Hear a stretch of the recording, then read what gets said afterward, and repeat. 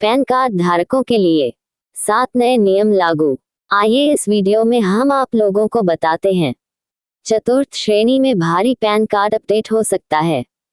Pan card update. अगर आप भी पैन कार्ड धारक हैं तो अब आपको कुछ नई बातों का ध्यान रखना होगा।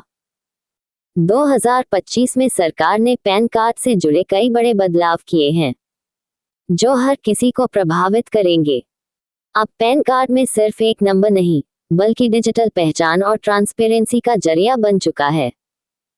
तो जाने कि आखिर ये 7 नए नियम क्या हैं और आप इनमें क्या खामियां पा सकते हैं।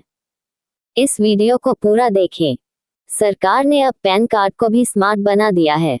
पैन 2.0 का नया संस्करण है जिसमें QR कोड की सुविधा दी गई है।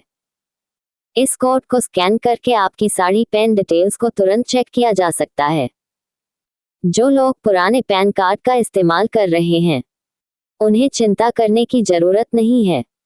नया कार्ड लेना जरूरी नहीं है, लेकिन अगर आप कार्ड रखते हैं तो इसे फ्री में रिवॉर्ड कर सकते हैं।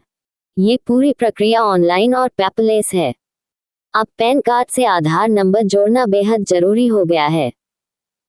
यदि आपने 31 दिसंबर 2025 तक पैन को आधार से लिंक नहीं किया है तो आपका पैन कार्ड निष्क्रिय कर दिया जाएगा। निष्क्रिय पैन कार्ड से आप ना तो ITR फाइल कर पाएंगे और ना ही कोई बड़ा काम कर पाएंगे। कुछ लोगों ने आधार नामांकन से पहले पैन अपडेट किया था, तो ऐसे लोगों को भी अब अपना मूल आधार नंबर अपडेट करना जरूरी हो गया है। अन्य विकार का खतरा है। डुप्लीकेट पैन कार्ड पर हस्ताक्षर। अगर किसी के पास पासपोर्ट से लेकर 2 पैन कार्ड हैं तो अब परेशानी हो सकती है। सरकार ने साफ कर दिया है कि एक व्यक्ति के पास सिर्फ एक ही पैन कार्ड होना चाहिए। अगर किसी के पास डुप्लीकेट पैन कार्ड मिला तो 10,000 रुपये तक का जुर्माना लगाया जा सकता है। पैन 2.0 सिस्टम में ऐसे मामलों को पहचानना काफी आसान हो गया है। इसलिए जिन लोगों के पास 2 पैन कार्ड हैं वो एक को तुरंत सरेंडर कर दें। अब बिना पैन कार्ड नंबर के कोई भी बड़ा स्टॉक नहीं ले सकेंगे। जैसे 1 लाख करोड़ से ज्यादा की कोई भी कीमत हो तो पैन कार्ड जरूरी है। 10 लाख से अधिक नकदी वाले दिवालियापन या फिक्स्ड कारखाने में भी पैन कार्ड होना जरूरी है। संपत्ति की खरीद या बिक्री में अगर नोट 30 लाख से ऊपर है तो बिना पैन कार्ड के काम नहीं होगा। 1 लाख रुपए से ज्यादा कैश और 10 लाख से ज्यादा किसी भी तरह का पेमेंट अगर क्रेडिट कार्ड से कर रहे हैं तो भी पैन कार्ड जरूरी है। यदि इन दस्तावेजों का पालन नहीं किया गया तो कर में TDS की कटौती हो सकती है। सिंगल मदर और सिद्धार्थ जेंडर को मिली राहत। सरकार ने अब पैन कार्ड आवेदन में एक बड़ा बदलाव किया है।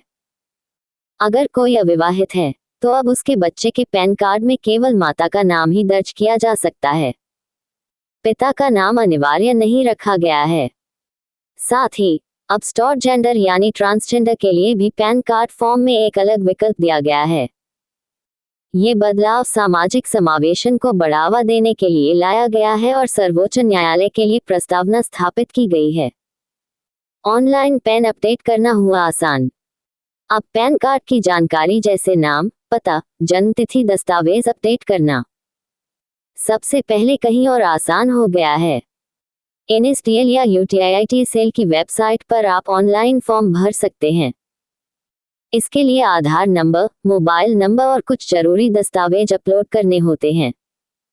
अगर आप भारत में हैं तो 50 रुपये और विदेश में हैं तो 959 रुपये का मामूली शुल्क लगता है। लेकिन अगर आप पैन 2.0 पोर्टल से अपडेट कर रहे हैं तो ये पूरी प्रक्रिया मुफ्त है। बदलाव क्यों जरूरी हैं?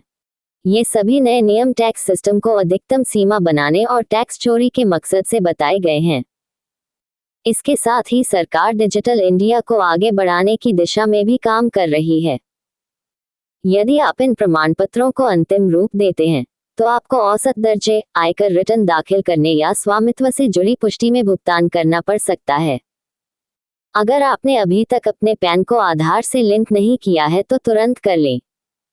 अगर कोई जानकारी गलत है तो अपडेट करा लें। और अगर आपके पास 2 पैन हैं तो एक सरेंडर कर दें। बदलाव के इस दौर में अपडेट करना ही समझदारी है। अधिक जानकारी के लिए इनकम टैक्स की विजिटर वेबसाइट अवश्य जांचें।